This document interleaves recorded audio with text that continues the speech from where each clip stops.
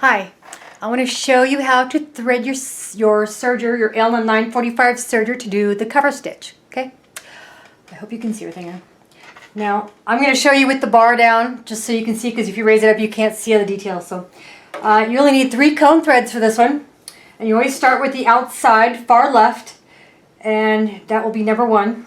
You're going to go over your bar with your thread, and you're going to go over the blue, you're threading the blue section here, snap it through that plate, go down over this hook, across, down through this lever, go up this kind of zigzag, whoop, make sure it stays there, up to this little zigzag and back down through that fork prong behind the bar, go behind the other bar again. Now you're going to raise up your needle, you're going to need your little screwdriver here. Get all your tools out. You will need your screwdriver, probably your tweezers will come in handy, and your scissors. So you're going to need to move your needles and unscrew them both at the same time. Move your needles over to the other bar to your left side here. If you can see that. Ew. Probably not. Okay. There is a section here and a section there. This section is for your cover hem. There's 3 different holes, and that depends on the width of your cover stitch that you need. I'm going to do a narrow one, so I'm going to use the holes on the 2 holes on the far right. So I'm putting my needles in there, push them open, make sure those are opened up all the way, and your needles are inserted as far as they will go. And then screw them shut. When you feel it stop turning, don't press anymore, you can strip those out. Screw the next one in. When you feel it stop turning, stop. Okay. Oops. One of them didn't catch in there, sorry. Okay, make sure the flat side of your needle is in the back. Okay, and stop. And feel them, make sure they're in there good. Okay, now your first needle, or your first thread, is going to go into the first needle here on the far left. If you need to give your thread a blunt cut, do that, and I got it. Okay, now we're going to go through your next thread, cone thread here. Catch the thread, go over your bar to the red dot, snap it under that little bar there, thread it in through your groove, across, down through this little hook, across, and you're going to thread it the same as your number 1 thread, down to the fork and move it over 1 space to the right. Same with the other bar, move it over 1 space to the right, and then the bar on the plate right above your needles, those also have grooves. Snap it behind number 1, and then thread this one. Make sure that thread is not tangled around the other needle. So thread this one through the second needle on the right hand side. You need to get your tweezers out. So now it's threaded through, and you want to put your needle bar back in place. If yours raises up, well, if you've got a 935 or 945, it does raise up. So take those threads, have them go under your presser foot and back, and you can snap that back in half. Now you need to, oops, I've already disengaged that one. You have a bar here.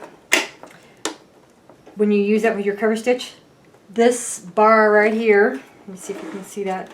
This bar right here, presser thing, you're going to press it down and move it over. That will disengage your looper needle, your hook needle, and you'll see it won't raise up anymore.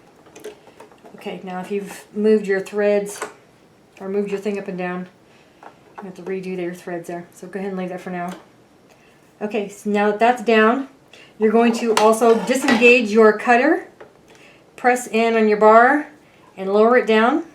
Same with your other bar for your safety stitch. You want to lower that down, and for some reason mine isn't sinking in here, but I'm going to close my plate up. And there is a bar right here, your looper bar that goes in and out. There is a hook down here where your safety stitch bar is. You want to raise that up while you thread. Now you're going to skip cone number 3, you don't need that.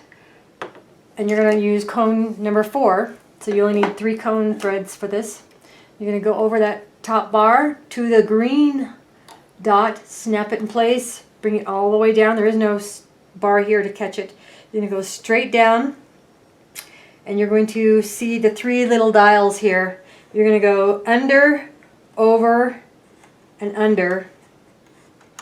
Catch them across. It goes like this, zigzag it. And you'll see the green dots here. You want to catch that thread underneath this other little bar right here. And then you'll see it also has a green dot under this plastic bar that's on the machine. And there is also a, that's it right there. You don't need to catch it on that one. So now you're going to go across to your looper bar that you just pulled out. You want to thread it from behind, going out your thread. And then if you hit that looper bar, it'll bring this needle out so you can see the hole in that thread. And you're going to take this from the front to the back. This is where you probably need your tweezers because it's kind of dark in there. And you thread that over, make sure nothing's caught. And now you also want to take your plate there and switch it out to your flat plate. You're going to have a flat plate, say that real fast, to this one here, this stitch. Okay, now you want to raise your cone thread all the way, or your bar all the way up, and then change your settings to cover stitch. Flat lock, deco, narrow, rolled hem, overcast, flat lock, deco, stretched wrapped, chain stitch, deco, chain, cover hem. There we go. And you want your settings, it says 3.5, so raise your stitch length up to 3.5, and I think that's it. Now, always whenever you thread, before you start stitching, check your threads, make sure none of them are tangled and caught anywhere, and bring them back to the back side of your needle. Kind of pull them taut so none of these threads are sagging, looping, or anything like that. Pull it tight. And I want you to hand walk your thread, your sewing machine threads, through one time to make sure nothing is hitting anywhere. And then, I guess, bring your threads through again, back, make sure they're not tangled anywhere, because that will prevent you from getting your fabric fed in there. And you want to pull your little stitch length all the way to the right, so you're down at the red bar by the 1/8 and 1/4 inch. And if you have heavy duty fabric that you're sewing over, you're going to be on 5 for regular stitch, and then if you have heavy duty fabric, you want to roll this all the way to 1 until you get over that heavy seam, and then roll it back to 5, and that will loosen up your foot so you don't have, so it's not tight and you won't break your bar, because this is super easy to break. There's only one little bar here, and I've snapped it before, and it's $100 to replace that, so you don't want to break it.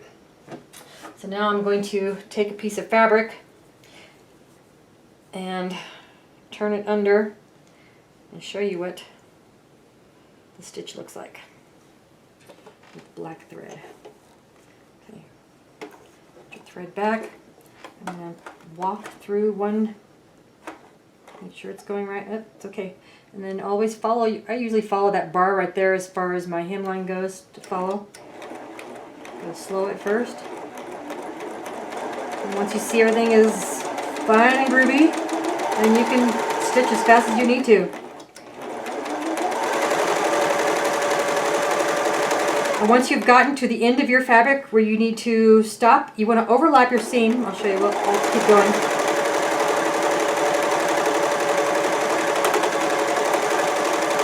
Keep sewing.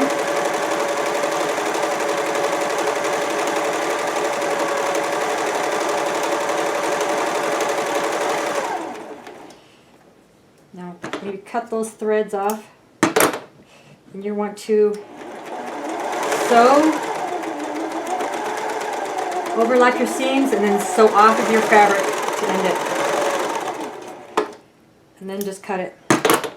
And that is, you can see it, that is your cover stitch seam, and it'll look like that on the bottom. Ooh, that's a little bit loose. It has skipped a few stitches, but basically looks nice. Whenever I bought this sewing machine and started using my cover hem, it took my clothing designs up a notch to where my customers couldn't tell what clothes I had made and what clothes we'd store bought. So Anyways, I hope that helps you. Bye.